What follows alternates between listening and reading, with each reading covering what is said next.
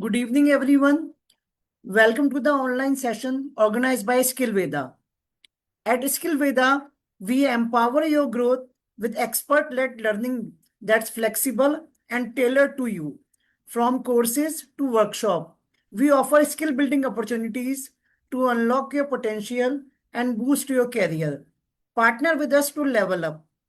Welcome to today's session on the art of assessment, in which we will explore continuous and creative ways to gauge learning, moving beyond traditional testing methods.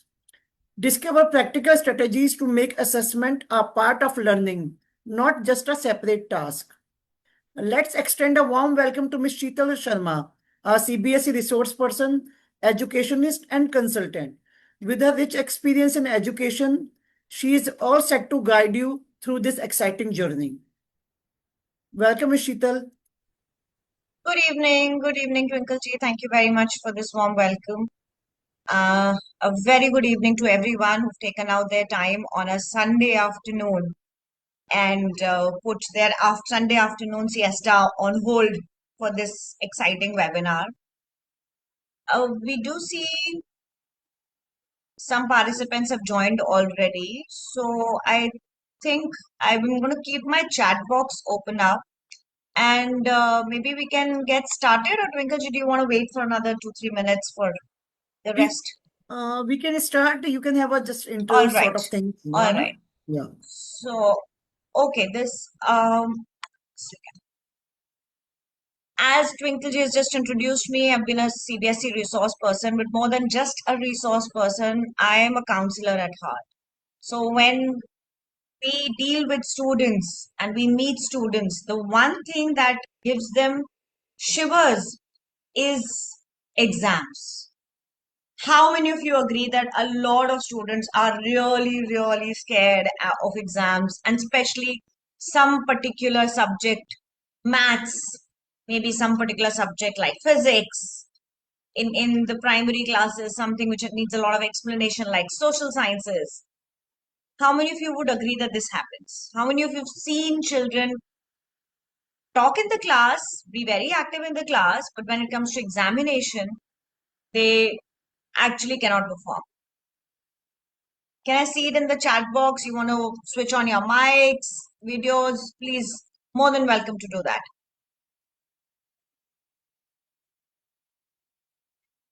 Unless it becomes an interactive webinar, this is not going to be fun. It's going to be more of lecture, which you're not going to like. Trust me on that. No lecture is that interesting. So I'll really request you all to put on your thinking caps and also start talking about stuff. Okay, my question number one. Where are you from? Let's just get started before we actually move forward. We get started with your pre-webinar questions. I'm sure you all received the pre-webinar sheet. So can I just quickly know it in the chat box? Where are you joining us from? Which part of the country are you coming from? Okay. Noida, Delhi NCR, Hyderabad. Kaushalya ji, yes, I think we've met earlier. All right, Vadodara. So we have people from South, we have people from Delhi NCR, and we've got people from Vadodara.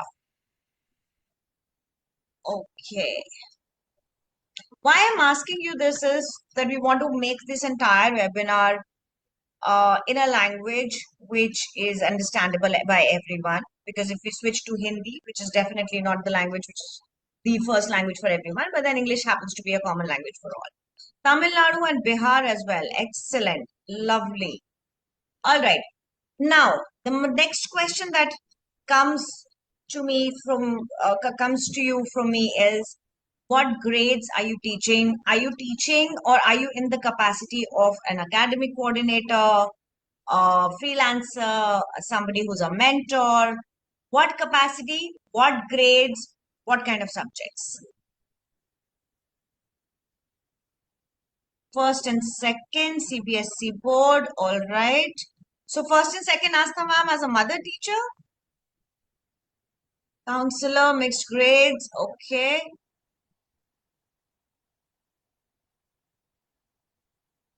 Can I quickly know from Aruna ji, Nishtha, Nitisha, Sumana, Kalyani ji, science facilitator and coordinator as well. That's a lot of responsibility. Middle school science, English grammar and English teacher. Wow. I think English teachers are quite favorite of the students, aren't they? Is that not true, Astha ji? Middle school maths. Sumana ji, we need to have a chat. And right here, because everybody needs to know what kind of challenges do you face. You with me? Just unmute and say it out loud. Right. Okay.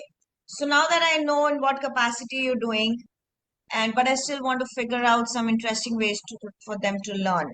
Absolutely. English can be super interesting, but at the same time, because it doesn't happen to be our first language, it can be very scary for everyone.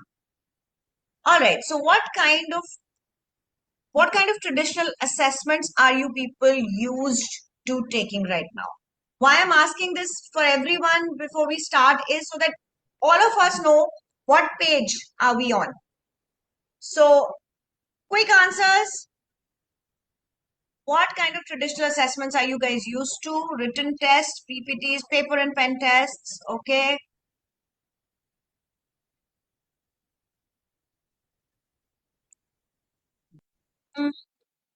If you join this webinar, there must be a purpose. Written and oral tests, okay? Oral test and conversation. Most times the student can understand difficult topic. Very, very important. Yes, Kalyani ji, I totally agree that if it's a difficult topic, some children will have more difficulty. That goes to another tangent. That's not about assessment. So we can discuss this some other time maybe. Now, my next question, I think I'll have to keep rolling it. What do you think are the kind of new assessments that you would want to bring about? New assessments that you would want to get leverage on and you would want to do things about. You know, creative ways of assessment, peer assessment, role plays. Okay. Quick answers, quick answers. Based on interest areas. Okay. Modern assessments, experimental, observation, inference. All right. Focus on their skills. Panel discussions. Excellent. I think this group is going to be very interesting. Thank you very much for all your answers. Moving forward, let's understand this entire bracket of assessment. We want to deliver something to the students. Then we want to check what their learning has been. We need to evaluate. We want to have the impact. But the whole thing is, why do we want to do all of this? Can't we just deliver and move on? Unmute and please start answering. Let's have some noise in the webinar. Ma'am, to check the learning outcome and how effectively and efficiently the children understood the concept. To evaluate that, we used to conduct the various kind of assessments, both formally and informally. All right, understood. Anybody else? I'd rather say you quickly come out with your, unmute your mics and come and talk. Let's have some noise in the webinar, please. It's way too quiet if it's a one-way thing. Assessing their level of understanding. Okay, Sumana ji first. Prantik sir, I'll just come to you. Understanding their level of, checking their level of understanding. Checking the level of understanding. Okay, sir. Checking the competency levels. Competency levels. Let's note this point. Competency. That is going to be very valid and we're going to talk about it. The whole idea of assessments is measuring, checking, level of learning, competency, evaluate, but the traditional way of checking assessments, and tell me if anyone's doing beyond this. Formative, summative, continuous assessment throughout the course. Today the chapter is done, tomorrow we take a quick class test. End of the term, huge assessment, 80 marks question paper, 70 marks question paper, and we try and understand whether collated information and the proficiency, the level of proficiency has been achieved or not. Right? Give me a thumbs up. Let the thumbs up come rolling there. Right. What is the purpose and what is the process? There are two things there. Student-centric, we've understood, we want to check how much they've learned. We want to check what their level of understanding is. We want to check what their competency level is. What is the whole process of assessment is what I want to understand from you all. I don't know it. Please let me know. Anybody? And there are no rights and wrongs. It's just whatever we know right now. Quickly. And unmute and talk. I think chatting takes a long time. Process means the steps we are going to use. Okay. All right.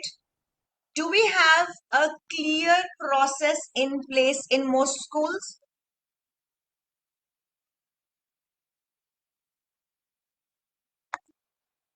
Answers. Clear process of assessments in most schools. Okay, I think some people are just typing. Not Learning always, ma'am. Not always. Okay, all right. Not always. Learning, checking, adjusting your teaching, teaching again. All right. Let's quickly have a look at the purpose. Firstly, if we are not assessing from the student's side and from the teacher's side, the motivation kind of goes down because we're just delivering. If I don't have a post-webinar questionnaire for you, or I don't get the feedback, or I don't understand whether I've been able to deliver what I wanted to say, honestly, this entire 1.5 hour, 90 minutes of webinar, I would feel it's gone waste. If you don't get a certificate of completion, the record of achievement, the purpose is lost, somewhere diminished.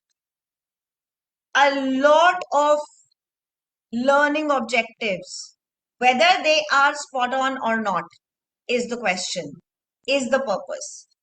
Also gives self-regulation to both teachers and students. It's not just about regulating from the top because the management has said we have to take assessments, because CBSE says we have to take assessments, is why we should be taking assessments. It's also a lot of self-regulation, because that is where we come in the mode of, self-discipline. We want to sit down, we need to deliver, we need to do something about it. And then this entire process of identifying the learning outcomes, objectives, actually defining what my objective is. Also specifying certain processes. And this is an assessment process that I've taken from the SFCC. When we share results, the student also starts understanding where exactly am I? Because all said and done, it's a competitive world. There is no question, no denying that. Anybody who is in denial of, okay, it's not a competitive world, it's a very nice world. It is not. We are all in cutthroat competition, and that's what we have to make our children ready for. And then finally make changes according to that. This is the whole process. Here is the big question that I've always tried to put across. I have tried to, this is one thing that is very close to me, so I always talk about it. I think in every webinar, whatever the topic is, this particular thing comes here. That can the 19th century curriculum taught in a 20th century manner be justified for 21st century learners? This is where we see a lot of new age universities coming and saying, let's forget the traditional way of learning, getting a degree and moving on. Let's bring in new ways of learning. Let's bring in new ways of adapting. Let's bring in new ways of skill building. So that's what my problem is. And when 𝗥𝗘𝗗𝗚𝗡𝗚 approached me for this particular webinar, I said, yes, I want to do this. Quick question again. And you could, the left side of your screen could be A and the right side could be B. Are you still using this telephone or are you using this one? A, B. Unmute and say it. Are you using the dial pad? Are you using the mobile phones? B. Mobile phones, B. Thank you. Obvious question. B. Are you using this lock? Are you using this one? A. B. Smart locks. We use smart locks. Both, ma'am, both. Both. Thank you. Are we B. using cassette players or are we using mobile phones and iPods and stuff? iPods. Mobile phones. Both. B. So when we've moved so much from the traditional way of listening to music, talking to people, communicating, locking up houses, banking, money, then why not the assessments? Why not the assessments? This is somewhere the education industry is yet to come up. And yeah, I would want you people as mentors to understand what the 21st century mandates are. How many of you are aware that CBSE has switched to competency-based assessments in CBSE boards? Give me a yes, a hands up, a chat, whatever. Okay, yeah, all right. Yes, so this time, Rituji, For- you want to ask something? You have raised your hand. yeah, she's, so I just asked a question and I said you could raise your hand to go give me an Okay. answer. That's Okay. fine. Okay. Okay, so this time, if you are aware, and because I deal with a lot of senior students as well, the 10th class maths paper, standard paper, was an eye-opener for a lot of teachers and students. It suddenly was another level, especially one particular set. A lot of students are reappearing for their boards because they think that they lost marks. And they haven't lost really marks. They've just not been able to cope up with the entire statement of competency-based paper. The entire NCERT, how the question paper is to be made, how it is to be assessed, is switching from the traditional blueprint, copy-paste manner to competency-based. You don't understand the topic, you will not be able to write an answer. Simple. I'm glad that CBSE has taken this turn. If there are any IB educators here, they would know that IB is very purely research based. I'm not an IB expert, but yeah, certain things that I know about IB, it's very research based and you've got to know the topic really in depth to be answering questions in the examinations. And how IB teachers are checking it is also very different. So the traditional exams where on one side they have certain limitation on the understanding, certain focus on rote learning.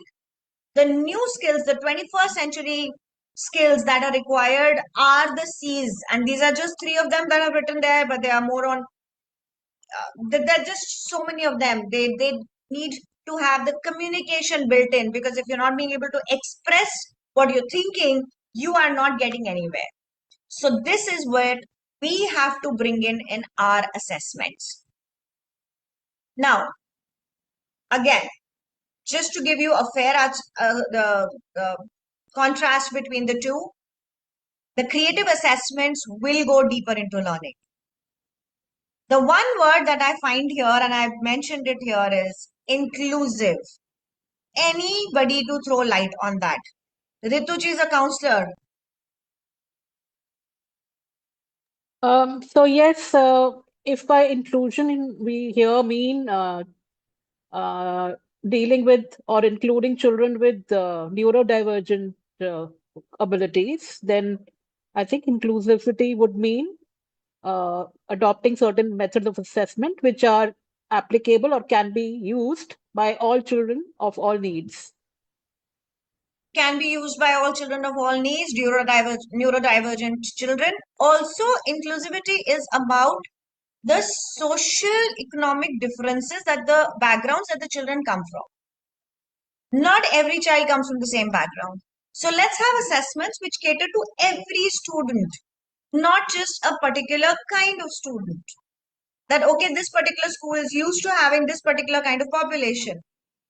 But if there are two children who've come not from an English speaking background, let's have an assessment which will cater to them as well. And that's why the assessments have started coming in the other states in other languages as well. Also, creative assessments are continuous and bring in very different kind of real world relevance.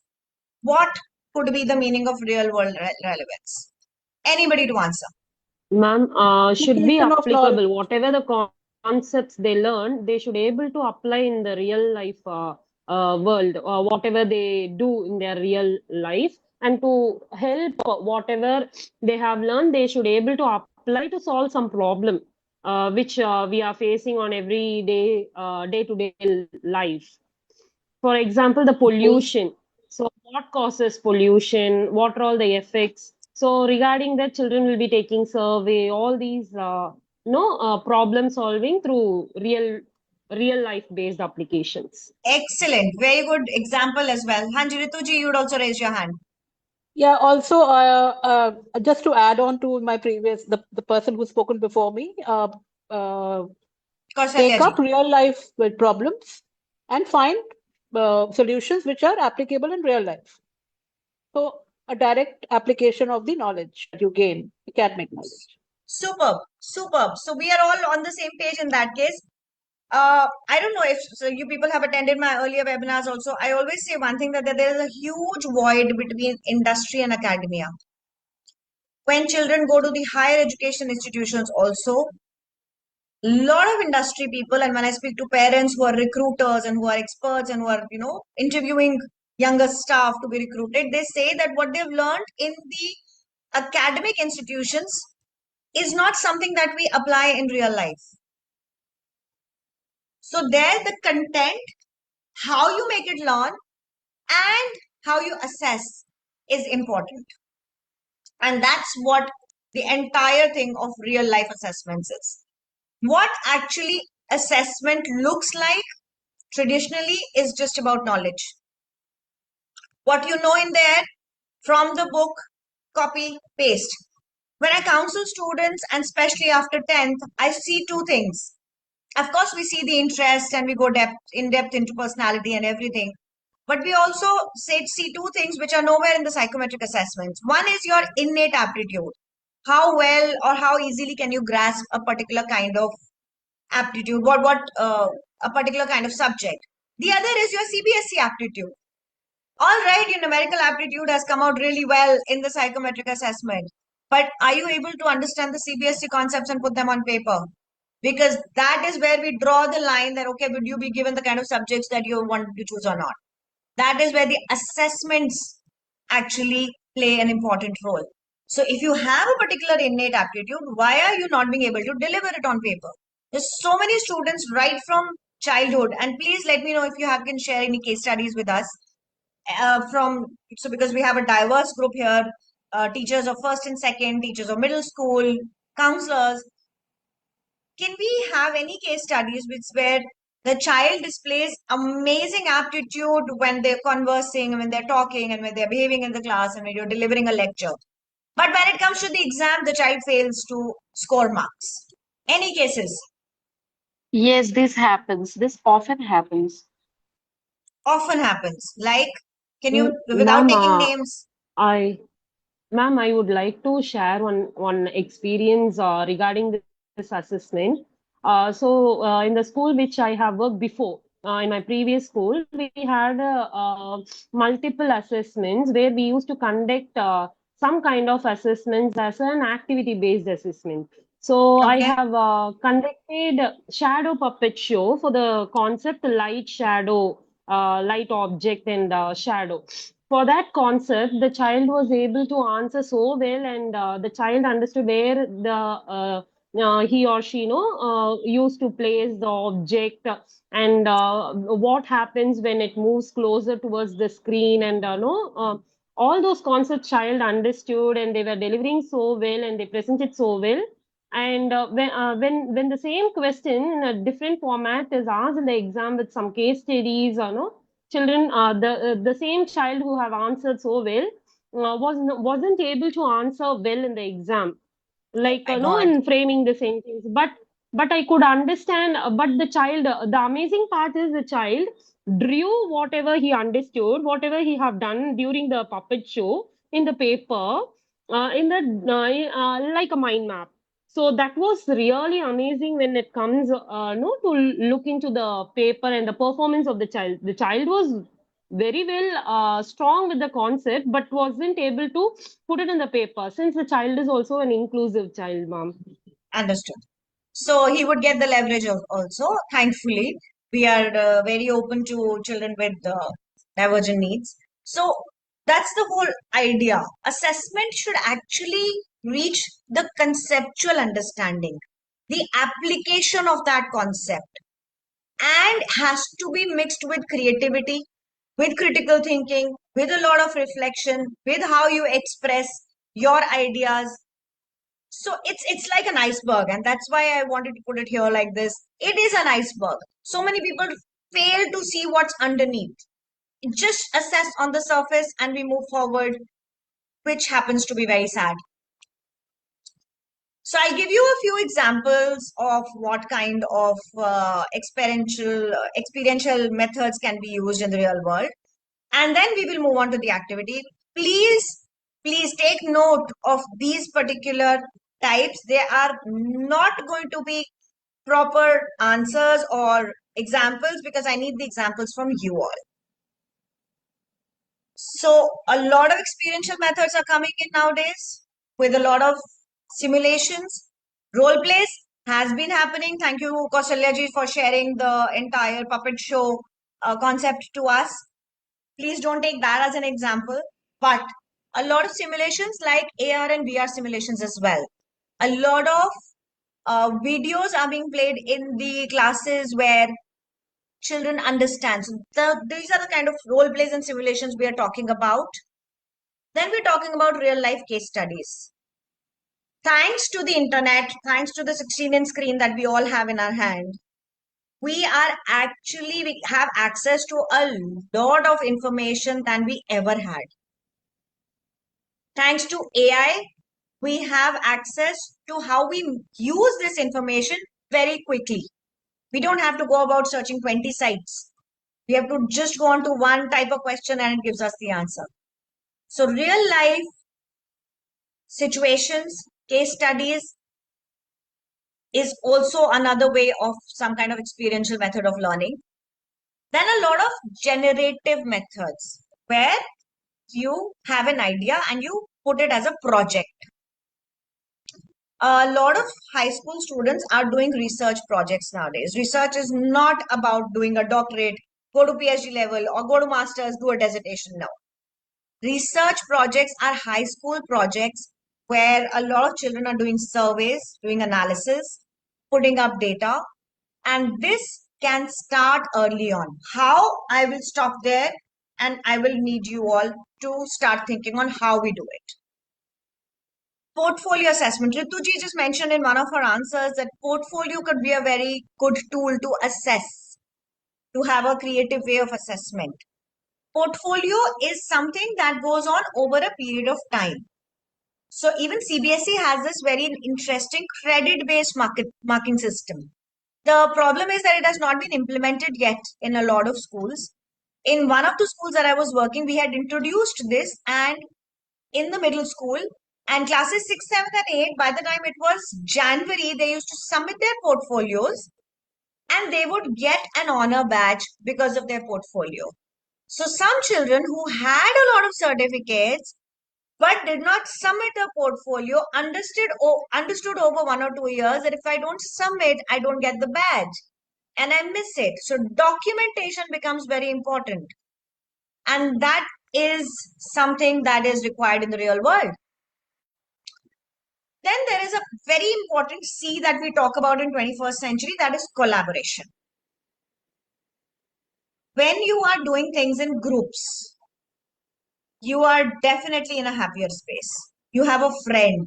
The moment I give, so I do career counseling in schools, and I go to the classroom and I give them research work, and I tell them that next week when I come to the class, I need these answers from you.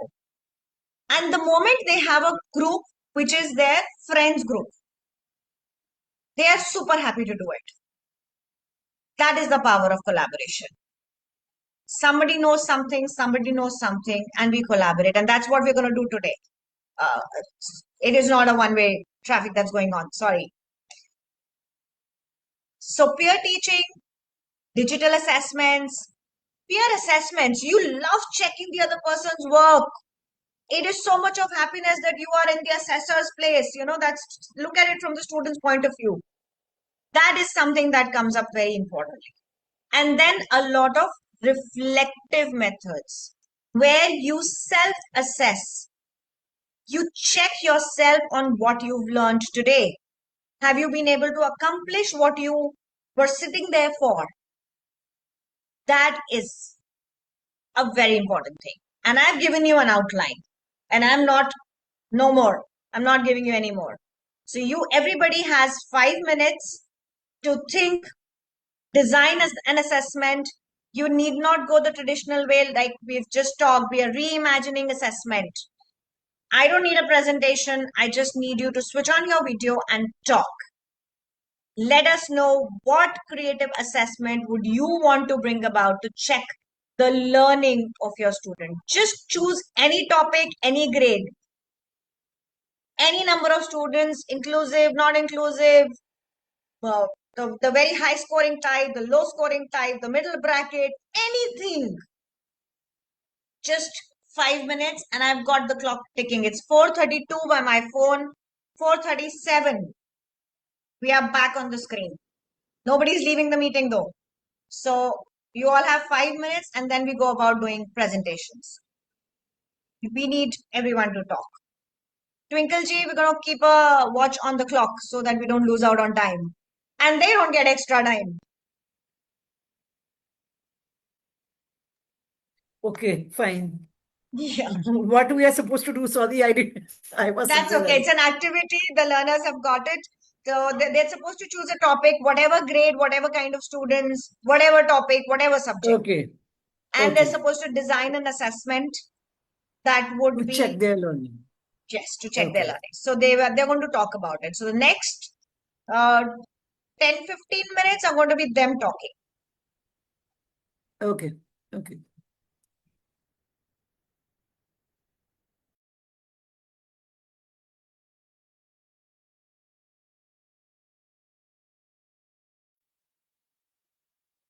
Preferably, don't rely on ChatGPT and Claude and Notebook LM.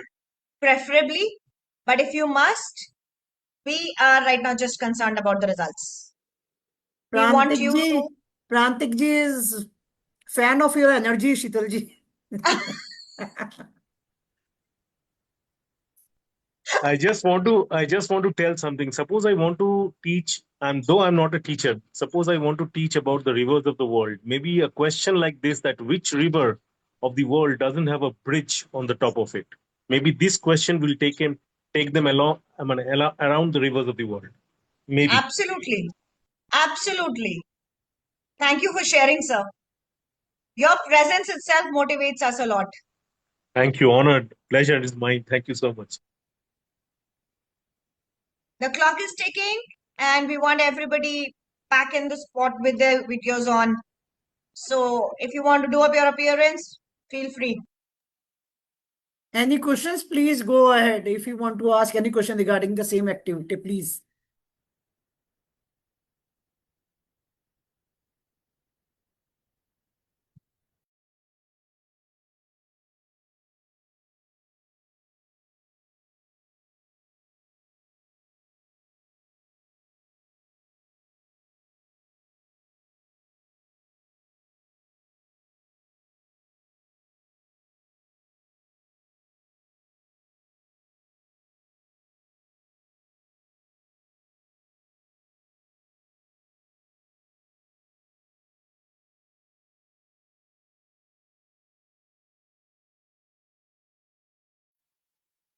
And trust me, I'll actually open the participant list and ask each and every one to share what they're thinking about. So no one's getting a chance to escape.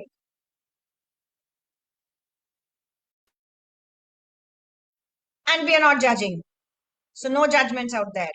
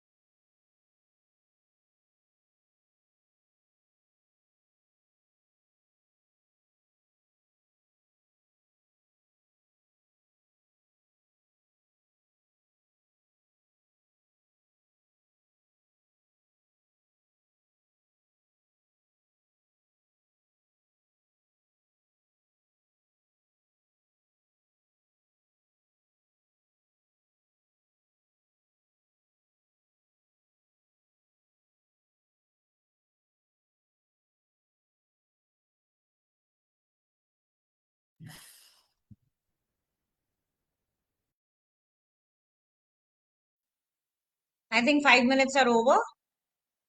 Do we all need some more time? Just let me know a yes or a no. Are we ready? Yes, of course, Astaji. Yeah, Astaji, please go ahead. I don't know exact answer, right?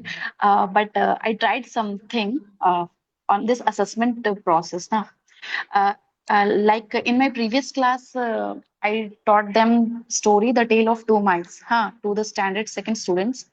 And now what I did, I just divided that whole class in 5 groups with their respective roles. In this, what happened? Each and every student participated in it, and all of them were like, yeah, if I am a mouse and my name is Johnny, then I know what I have to do and what the Johnny plays role in that particular story. So at the end of the class, what I found out there was they were knowing who tells what. Secondly, I don't think there was any need to do anything like rote learning that I have to memorize them the whole question answers. And third, they were able to speak, not very fluently, but they were able to speak enough so I can understand what they mean. So I found it very interesting part.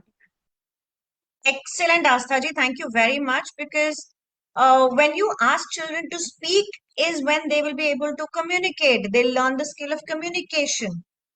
And trust me, in this world today, if you're not able to communicate, whatever content you have is futile, because delivery is more important sometimes. Content is still available. Delivery is not something that you will just get out of ChatGPT. You will not. Very So true. it Very is true. very important to help these children communicate. And there's so many children sitting out there hidden in the on the back benches, and they would not want to come out and talk ever. I have had students of grade 11 and 12 tell me that the moment a teacher asks me a question, I shiver. And we had to actually refer the child for therapy because no one took notice and took care of this child when he was younger. So this child is undergoing therapy right now. And this is a real life case study that I'm telling you. Social anxiety is big, can be overcome by small activities like role plays. Thank you, Astaji. Excellent, brilliant, brilliant activity. Thank you, ma'am. Yes, anybody wants to go next? Yes, ma'am. Kausalya here. Yes, Kausalya ma'am. Yes, ma'am. Ma'am, actually, my last month I have taken water pollution, environmental impact chapter for grade 5. So I have given them the holiday assignment as an activity, like create a vlog making on water pollution. Here, as you know, in Chennai, we have a river called Koovam.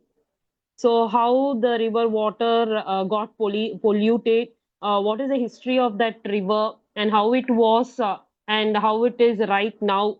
So I have given them the activity on video making, ma'am, vlog making. So for this, the rubrics for them, the marks. I have told them that this will be assessed based upon the rubrics. Rubrics also I have shared with the children based on the time content, time duration for that video, and what are all the things should be there in that video, and how creative it can be. For creativity part, rubrics marks has been allotted. The content and the delivery, how they creatively going to deliver, whether it can be in role play, or it can be like a poster presentation, or it can be like a comic strip. Anything they can bring it into a thing and they can present it. Even PPTs they can make. I have given them the ideas on that. Since it is a grade 5 and children are so tech friendly right now, I felt they'll be doing this, ma'am. So once the school reopens, I'll get to know how effective it has been done from my kids' end. It's a Thank you, great ma'am. initiative, Kausalya ji. And the fact, there were two things Thank that I you. particularly liked.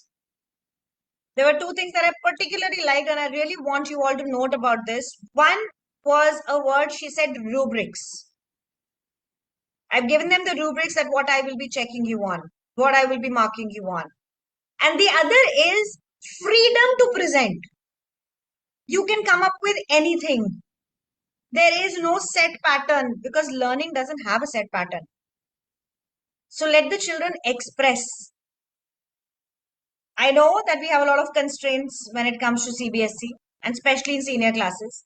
We cannot experiment because report card has to go in a certain way, but at least we can check the learning. And times like summer holidays are brilliant to check their learning. It's really amazing. Thank you, Kausalya ji. Very important points pulled out by you, and thank you for sharing this. Yes, who goes Thank you, next? ma'am.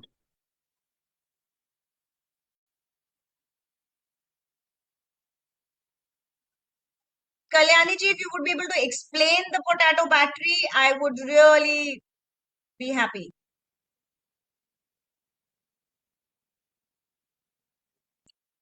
And we all would learn a lot. We want you to speak to us.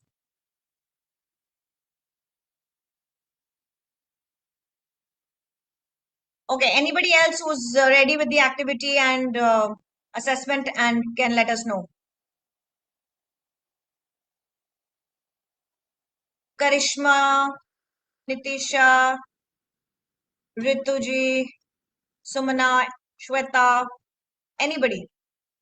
In the potato thing, Sheetalji, one can place one coin at inside one potato and the other side of the coin inside the other potato. So there is a bridge between these two potatoes.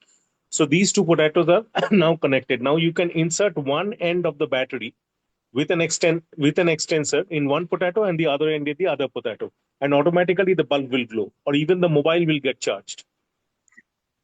Understood, sir. I just wanted Kalyani ji to come out and talk about it. Thank you for letting everyone know. All right. Anybody else who's ready? Hi, Sheetal ji. Ji. Good evening. So we Very can good evening. take experiential learning also. So we can take an example of field trip. So where we can assess the child's observation and we can ask them to write the questionnaire what he is observing in the field trip, Okay. and where So, we can ask them where we can take the rubrics as observation skills, understanding how the child is engaging in the field trip. So the learning outcome and the objective, what is the purpose? okay. So there are so many special children, like blessed children nowadays. So there we can assess the children. All right. Thank you. Thank you, Nitisha ji. I think surveys, questionnaires, these are very time and again tried and tested ways of engaging children and understanding, trying to gauge their learning, right? Right. Thank you, Nitisha ji. Kalyani ji, you're typing. I'm glad you're telling us everything, but I really want you to communicate with us. The typing is okay, but I want you to explain this to us. Would you be able to do this? Anybody else who's ready with it? Sumana ji, Ritu, Shweta, Aruna ji, anybody else who's ready with it? I told you So when yeah, this. perhaps I can share a small example. Please. This is, I mean, I'm sorry, this is a previous activity I had done during Corona time, but it is very fresh in my mind because of, I think, the interest it could generate in my students and in me together. So teaching psychology, and there was a topic on learning. And in that, there is a subtopic called verbal learning. So, of course, it was extremely challenging to teach something like that via online platform. I ended up designing an activity come experiential learning method, whereby I typed in a list of words. So I will have to explain this a little bit for people to be able to understand the depth of Please go the ahead. We have all activity. the time. So this is a topic, this is a chapter called Learning for grade 11th Psychology CBSE. And in this chapter, there is a subtopic called Verbal Learning, where we are trying to tell children that amongst many other different ways of learning, verbal learning is one type of learning we all engage in. So as a part of that subtopic, there is an activity which is suggested in the textbook, whereby the people are given a list of nonsensical words like abata and so on. And then there is a list of sensible words, which could have words with names, places, and so on. The children are supposed to learn these series of nonsensical words and the series of sensible words. And then this list is hidden from the children's view, and they are asked to repeat. So to get back to the method that I applied, I typed out all the words of the nonsensical in the nonsensical series and the sensible list, showed them the PPT online, and in a flash of a second, switched to a blank PPT which had no words. Idea being that they were supposed to recall and remember all the different words that they could see on the screen in the previous slide. So this is just an example to whereby I can just share with my colleagues that it was a form of an experiential learning, whereby instead of explaining the method to them, I conducted this activity online on the spot. Children were told to do the activity themselves as I, proceeded. And while they were conducting this activity, they learned hands-on what verbal learning is all about. Now, to add a little tadka to my teaching, since it was COVID and we were online, I said, okay, we're going to play fastest finger first. And the first three correct answers, children who give the first three correct answers will be awarded with a clap. And I made one child the timekeeper to make sure that, everybody was included. So this was my way of sort of engaging children online, etc. and so on. But I just wanted to share this with my colleagues that it turned out to be an excellent activity, and I'm not boasting here myself. I mean, I myself thoroughly enjoyed when I saw children fumbling and many actually remembering the entire series. And in fact, many months later, a mother who was sitting besides her child during the online session, she congratulated me and she said, I think it was so wonderful that I ended up learning the entire list myself. So this is another way, whereby you can make learning fun, you can make it experiential. And during your learning only, you can sort of bring in an element of assessment whereby you can check with the speed of learning how well the concept has been understood by the students. Yeah, so thank you. I think lovely, Rituji. This is an example, and psychology is not an easy subject, especially with grade 11. It turns out to be very boring. There's so many theories and so many topics which are not really, very easy to understand and learn and quick to learn. The children get bored. So this, and especially during online sessions, this also brings me to a very important topic that online teaching is actually crept into our world like anything. There's no going back on it. Especially in the area we live, Delhi NCR, Noida area, post sir will agree. Anytime and every time is online teaching for children as well. Anytime the government calls it an off, pollution, there is an off, rain, it's an off, too much winter, it's an off, too much summer, it's an off.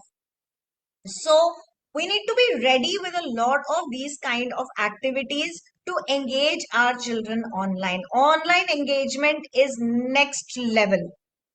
Also, Rituji, with this topic, somewhere you developed a motivation to do more activities, if I'm right. So true. Absolutely. So this is where the motivation comes when you do assessments in a creative manner. You could engage the children, the learning happened, you could assess their learning, you could engage a child as a timekeeper, you had the reward for the children, and there was a lot of motivation for yourself. So every teacher needs motivation, and motivation is not always monetary. These kind of little things do not add to the monetary motivation. These are motivation that this is the kind of motivation that helps you go back to work the next day with the same energy.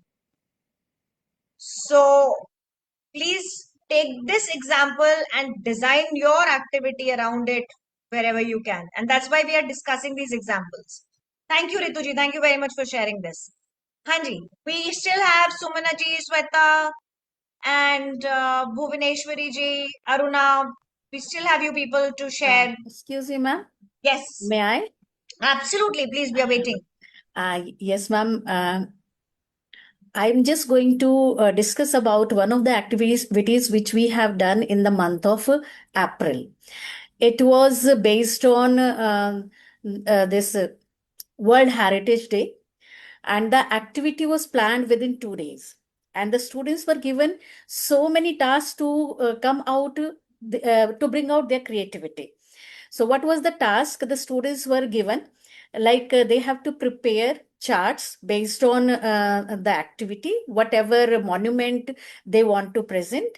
And the task was that we did not give them any hint. We have asked them to collect the information. And then based on the information, they were asked to prepare a chart and then present it. And we even told the student that each and every student in the group are supposed to present it. So that on the day of the assessment, everybody was divided into 4 to 5 groups, and whatever they carried out, that was beyond expectations. The activity first was based on, like, they have to collect the information based on facts. Then we have even asked them to prepare certain facts which they can relate with the monument which they found internationally. And then we have even asked them to create a story which can bring out the history of it. And even we have asked the students to divide the task in such a way that all the subjects could be included in that, like subject you can say and these day we are focusing more on collaborating the subjects, and the task which they had come out, that was beyond expectations. Each and every student was on their toes.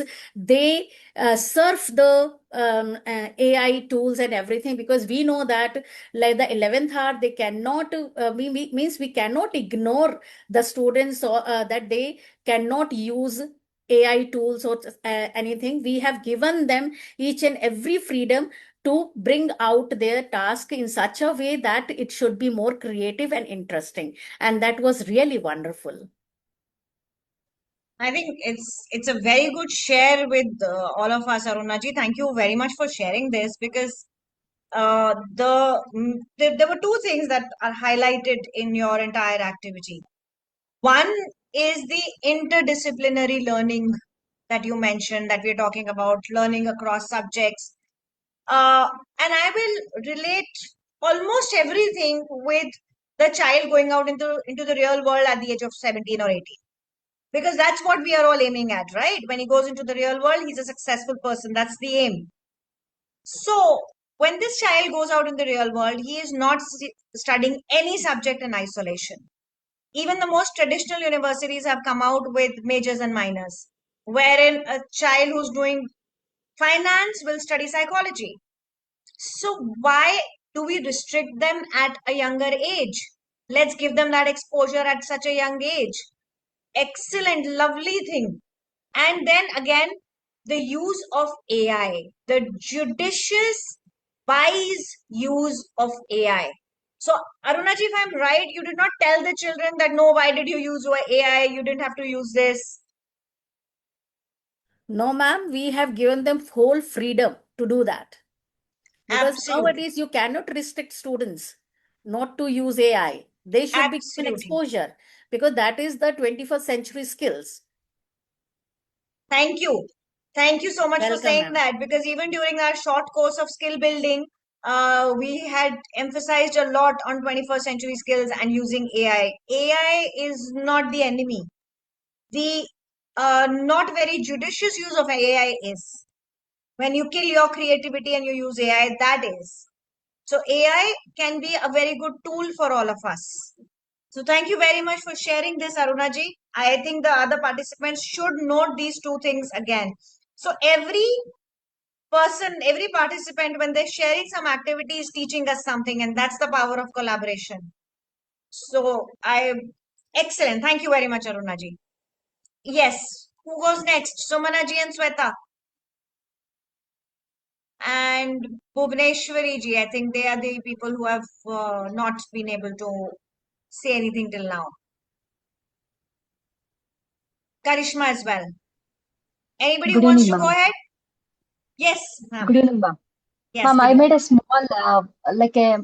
small, constructing a pillar by using, for example, I have given a group of students building a longest pillar using a newspapers. A given set of newspapers to each and every one. So they have to build a pillar by using the newspaper. Here, each and every students will not think as a same. They may think how to construct a pillar. So each and every students will think critically or creatively. Okay, then they started building a longest pillar by in a different way. This is what a smallest activity I have made now. Okay. It's a good Based on activity. creativity. Yes, sorry. It is based on the creativity and also the critical thinking. Thank you for sharing. And this is a tried and tested activity we do on Yes. leadership workshops, and a lot of activity based learning when we do to teach creativity and critical thinking to our children, and also time management, and also the skill of collaboration. You're working as a team, and you have a team leader, and you have so a lot of skill building is happening here. Thank you for sharing that. Anybody else who would want to go, or should we move ahead? All right. In the best interest of time, I think we will move ahead. We did have a couple of people who do not really come out and talk about it, but we'll move ahead. Thank you. All right. So, certain things very important.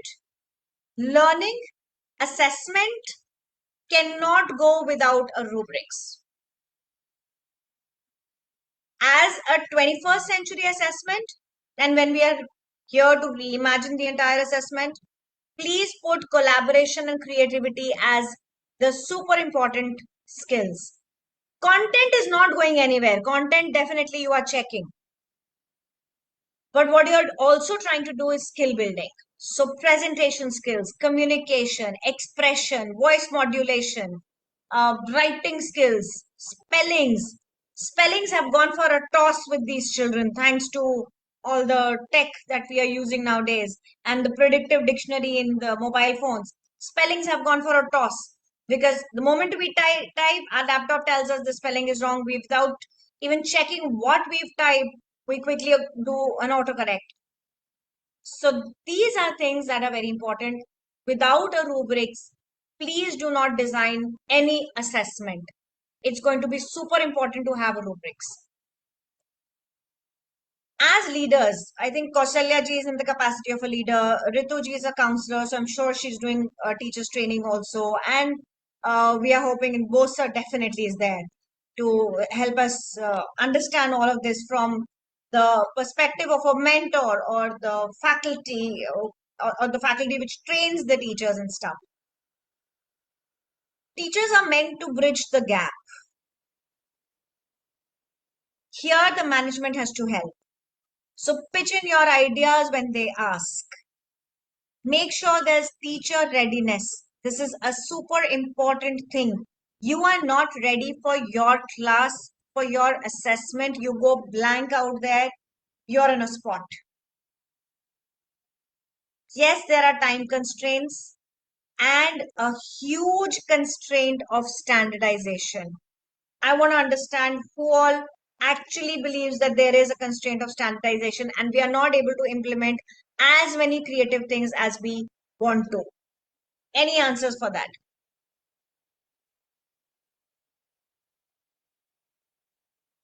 Any answers for that? Standardization constraints. I have a point to make here that, when you're using all these multiple activities which are creatively designed and used, etc., they all need time for them to really flower or shine in their true element. If you really wish to capture the essence of, the activity that you have designed creatively. But of course, a concern as a teacher always remains at the back of your mind that uh, what are the takeaways from these activities, because some of these concepts and like reflection, etc., can be abstract. So yes, your objective could be to allow children to reflect on a particular activity, etc., but then it's very difficult to gauge the impact that reflective activity may have had on a child, and then to transfer that learning onto a formative or a summative assessment at the end of the year. These are these conflicting things which are always there at the back of your mind, that my children are going to face board exams. Yes, I've designed a creative activity and it's gone wonderfully well. Children have learned, reflected, implemented, and problem solved, and so on. But then at the end of the day, we are all constrained with making them do well in their practical, in their board exams, for example. So while you're designing your activities, you're also wondering whether you'll be able to do justice to your preparation for board exams, because our exam system unfortunately still remains stuck in the traditional methods. Of course, there are changes. So for example, in psychology that I normally teach, there are changes in the format of formal assessment as well, whereby they are trying to bring in questions which check your assertion and reasoning. So it's not as if CBSE is completely stuck in old times. But when you are designing such creative activities, that thing is always there in your head. How to transfer that learning into board exam, for example. Yeah, That's just a an very input from. big challenge. Very well said, Rituji, because I was just discussing before we started the webinar, I was discussing this with Twinkle ji also, that, when we talk about reimagining assessments and we want to bring a lot of creativity to how we teach, how we assess, how the learning happens, there are a lot of limitations that we see. End of the day, we need a report card. End of the day, we need a grade. End of the day, we need a mark sheet for our children to go out into the real world. And that will happen only through a standardized exam. So if the creativity is happening, the standardization is being lost. That is where you come into picture. And as teachers, we need to find ways that, okay, we've made sure that the learning has happened. We blend the traditional with our new creative manner, and we bring in something that is very, very sustainable. It is a difficult task, but then teaching was never easy. Teaching was never ever easy. Please use tech. I've always said that to everyone in every session that I conduct. Use technology. It's important. You need to see what's happening in the world. You need to be connected to people. You need to read. You need to see what new ways of teaching a new topic has come out. If you're there on LinkedIn, there are so many educators putting up cheat sheets of how I taught this concept in my class, from very junior classes to very senior ones. And these standardized exams are happening across the globe. It's not just in India. When we go to all these countries of Europe and we go to US, there are standardized assessments. There's no denying that. So this is happening everywhere. So let's blend somewhere. Let's not say that the traditional way of assessment is completely futile. What we are trying to say is that the 19th century could probably be a little innovative and make sure that this child, which is a Gen Z child whose focus is very limited, learns in that limited time period in a new way. That's all that we are trying to build in here. So a shift from testing to assessing, where growth, where competency, where life skills are built. And life skills is a huge bracket. It is not the bracket which you find on the internet with those 3 columns and it says, okay, these are the one, this is one bracket, this is one bracket and one bracket. No, this is a huge big bracket. You could term anything and everything as life skills. So please make sure that we are getting the children future ready. And it's about empowering them. It is about not testing them on what you don't know, what you know. It's about continuous improvement. Children are motivated to do better and better and better. To learn. Children have lost the energy, the motivation to learn. You go to middle school and senior school, there's so many children who don't even want to come to school. Absenteeism is a very big cause of concern. And these are real life situations. Please make sure that the element or the desire to learn is there. That is Ma'am, all. Yes, can I sir. say something? Please. See, when teachers, what I call, do an assessment or build an assessment, may I request all the teachers that whenever you are sending, suppose you are a teacher of class 3, you are sending the students to class 4. Whenever you are planning an assessment, why don't you consult the teacher of class 4 in understanding that what are the difficulty levels that the teachers faced from the class which went to class 4, so that you will be able to structure your assessments better. You will be able to understand what you taught and what they did not learn. Absolutely, sir. I think it's very spot on because when one class transitions into a higher grade, and we specially do this. So as a counselor, I've done this. I've got this implemented in a couple of schools that I worked previously, where if the children from primary wing were transitioning to middle wing, so it really couldn't happen in every class, but when the transition happened across wings, there was a complete feedback given and a lot of input taken from the senior wing teachers or the middle wing teachers, that what is it that you expect our children to know beforehand, that we should deliver in this entire year. I think, sir, that is a very valid point that you brought in here. Thank you very much. So this is all that I had to share as the entire session on reimagining this thing, assessments. Any questions, any answers, please, the house is open. Any questions, anything you want to share? We are good to go. Twinkle ji? Yeah, same thing I want to say. Any questions, any suggestions, please go ahead. Any No, I just wish to doubt? share something which is connected to the topic, but it happened in a college setting since I've taught in colleges also. Yeah, please, So Rituji, one go of my ahead. colleagues who studied in DU, and she was doing her B.Ed, she was studying for B.Ed that time. She ended up sharing this with us. That one of her professors of B.Ed told the class that I want to, keep the house open and invite all my college students to come and tell me how best to assess them. So one of the students actually went ahead. I mean, I think the whole class, or maybe some of them, actually ended up suggesting that, sir, why don't you do an open book test? Because they were all postgraduate students. So since the time I have learned about that or heard about that, I mean, it's a dream for me to be able to do some maybe minuscule level of this in my school teaching, whereby, maybe for a topic, perhaps I could have an open book exam or an assessment where the load of memorizing and rote learning was taken away, and for the pure bliss of understanding how much in-depth learning has happened in terms of reflection and understanding the concepts in depth and implication of those concepts, etc. So I think I would really wait for that day when CBSE also is able to bring something like this in school scenario, because I think it's an excellent way to sort of make sure that we are not piling up our head with facts and figures and memorizing,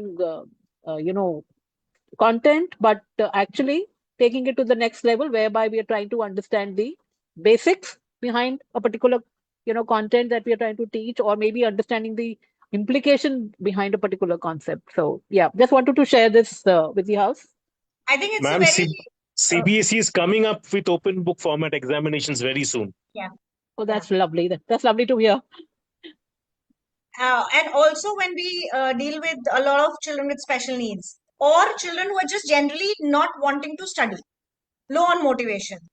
I've suggested this thing to a lot of our teachers that just make them sit in front of you, give them the same test that you gave them for their periodic test, and give them the books. Tell them to find the answer and write it. Don't get them into this mode of test. Just tell them to find the answer and write it. So the moment the teacher starts doing this, the child knows that I have to understand this concept and then I have to write it from the book. So he has no way to run from, an assessment. And the fear of failure somewhere just vanishes. So I think open book examination is a very, OBE is what it's called, and OBE happened during COVID. I think, especially in Delhi University, it started happening during COVID. And I think during COVID, all the students also gave OBE only because they had all their books open during the online assessments that they had. So true. Right. Thank you, Rituji. Thank you for sharing this. All right. Astha has a question. She says, how can I teach grammar to students who have passed UKG and are presently in class 1? Could anybody suggest something? Some Astha ji, suggestion? I think yesterday you were there in the Jolly Grammar session. We have... Twinkle ji, you're on mute. You've clicked mute by chance. Yeah, I know. Sorry. We gave some suggestions yesterday also, Astha ji.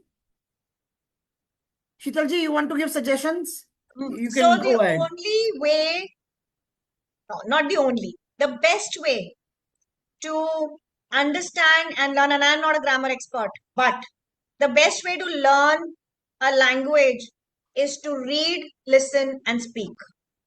Then comes the writing part. Flashcards are there and the story. We can do many things for small kids, na? We can do a lot of things, but first thing first is you coach the parents to help the children start reading. You let them read aloud in the class, minimize their attack on self-esteem that, oh, they are being judged. Because more often than not, the child will not read aloud or would not speak in the class because he has this fear of judgment. Judgment, yeah, very true. Children are laughing at him. Teacher is pointing out. These things happen. So give him this confidence that you're not being judged. Make sure the class is in this mode that they are encouraging the child. This is a classroom culture that you build. And then let every child read. Nowadays, the concept is all about integrated grammar. By the time we come to middle school, there are no grammar books. In our times, we used to have a Wren and Martin. But now there are no grammar books. It's all integrated grammar. So make sure the child reads. Make sure that the children listen to videos in particular in English language. Do not translate. Ask them to translate. Ask them what they've understood. So there could be a lot of ways to do this. Of course, your Jolly Grammar kind of courses help because I'm not the English teacher. Some new ideas as per child psychology. Yeah, that's what I'm telling you. That make sure the fear goes away. The child is not judged. He's given the confidence to speak, to read out, to ask whatever he wants to. Because that is the inhibition, the hesitation is what keeps us from asking or speaking anything. So these children who are trying to learn English grammar, it's grade 1 level, there is a slight jump, there is a slight leap in the level of expectation from them. I would say don't tell them that this is what is expected of you. Let it gradually come. Let them innovate themselves, what they want exactly to do. Let them talk about what they expect from themselves. Yes. Like grade 5 when it comes to grade 6 or grade 8 when it comes to grade 9, they don't know how to behave. And a lot of our counseling sessions go in telling the children that, okay, you've grown up, right? You're telling people that now I'm in senior school, now I'm in high school. What do you expect out of yourself? So let this grade 1 child also articulate what he expects out of himself. Maybe more than telling, questioning and conversations will help. Also make sure that when you or the other teachers, except for the Hindi teacher and the Sanskrit teacher, when they are talking to children, they are all conversing in English. There have been schools, like I just said, that where we used to work on transitions from one wing to another. We also made these placards which said campus language English, because all said and done, we need this language. However, whatever we might say that, oh, our mother tongues are different, we all communicate in this language, and that's how we are all sitting together on this platform, right? Otherwise, everybody's from a different state. How do we communicate? That's our common thread. So help them converse. Conversation is the first level. I hope I've been able to help you a little bit. Yes. Any other Thanks. question? Actually, yesterday I was there also in Jolly English grammar class, and I learned a lot there also. Today I asked you this question just to know about some child's psychology issue. While I used to teach at class, I also feel कि हाँ, there are something inside them that is stopping them from asking or to talk. हाँ. But I just don't understand what is the reason behind it. So just as per child psychology, and I don't have much experience. It is my first time. So I asked you, like, what kind of issues maybe children are facing, so they aren't answering or so they aren't participating just because they are in standard first only, na? Yeah. So I also don't They are get very, some. they are very young actually. They, They're discovering themselves. They've started building their own identity. Now they're trying to understand what people are saying. They're reading people's expressions. They understand the vibe. Some teacher has scolded them. They will never go to that teacher again. yes. Never ever again. And this happens not just these 5, 6 years old, 7-year-olds. This happens with 12-year-olds. This happens with 15-year-olds. One This teacher happens speaks to actually them with everyone. If with somebody is everyone. if not good, then they don't want to talk to that person again. Absolutely. Yeah. Absolutely. So Yeah, make sure that the class culture is built in a manner that there is no judgment. There is absolutely no judgment. We are not, so CBSE had done away with these. Back in my times when we were young, CBSE used to give us ranks. So they did away with that, owing to these things only, these kind of psychological issues only. So make sure the children are not judged, no announcement of results, no reprimanding in the open, and this has to be a culture in school. I'm sure you can do something as a class teacher, as an English teacher, but make sure that others are also understanding this thing. Maybe you But till fifth, we are not giving them numbers. Now we are just grading them. Na? Yeah, till Not fifth, everywhere. the number system is there. Not everywhere. Na? Because Not everywhere. yeah. Some Here places we there is still a number system. Some places there are report cards. Grades are also there. But what I'm saying is that even if it's a small class test, or even if it's just an oral test, Yeah.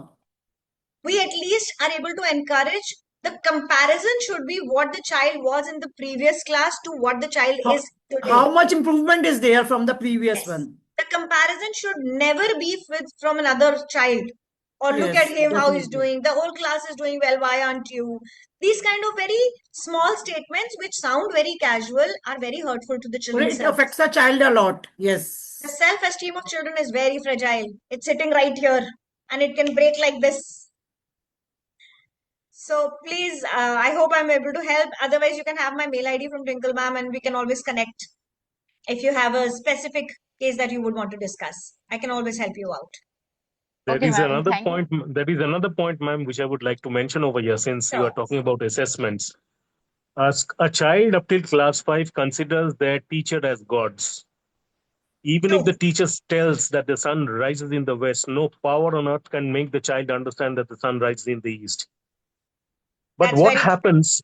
Yeah, this is a question to all the teachers over here. What happens from class 6, 7, 8? That teachers who are respected as gods, from class 6, 7, 8 onwards, they start to have nicknames. If we understand this mental transition, I think the problem will be solved. Yes. So everything is about how you not take care, but how you interact with the children. It's all about building your own respect. It's all about the culture that you build in the school, the environment that you build in the school. Thank you very much, sir, to bring this point in. Yes, Ritu ma'am. Rituji, you want to ask something?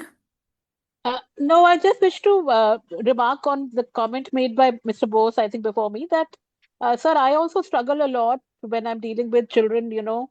I'm in my 50s now, and I've been teaching for more than 20 years, and I see a tremendous difference in the way children interact with you as teachers. And about, you know, this is to address what you just said about younger children, you know, treating their teachers as gods, but grade 6, etc., everything goes up in the air. So I think what the lesson I've really learned from my own experience is that I think today is not the time where you can sit down and dictate your terms to children, even if they're as young as grade 7, 8, 9 graders. You have to negotiate. And I think I'm repeating this to all my parents who come to me for counseling, that please not throw, but please understand the differences that have appeared in the way you were brought up, I was brought up, and in the way your children will have to be brought up. There is a marked difference. Please accept it. Don't complain about it, and try to live with it and try to learn through it. And one of the ways to live with it is to negotiate with your children. That, okay, this is my understanding of things. This is how I would want you to do this. Are you on board with me? If not, then what do you want to do? Yeah. And I don't Very know how well many of you said. really agree that the scenario has really changed when it No, comes of to middle course. school and senior and above. We totally agree on that. I think the scenario has changed multifold. It's completely different scenario, and every 5 years the scenario is changing. So what you did 5-7 years back, you cannot put the same thing in practice. Okay, I've been doing this for so many years, I will do it this way only. No, you can't. You really cannot. So you've got to innovate on how these children are learning, how these children are being taught, how you communicate with these children, what kind of conversations you hold in the classroom.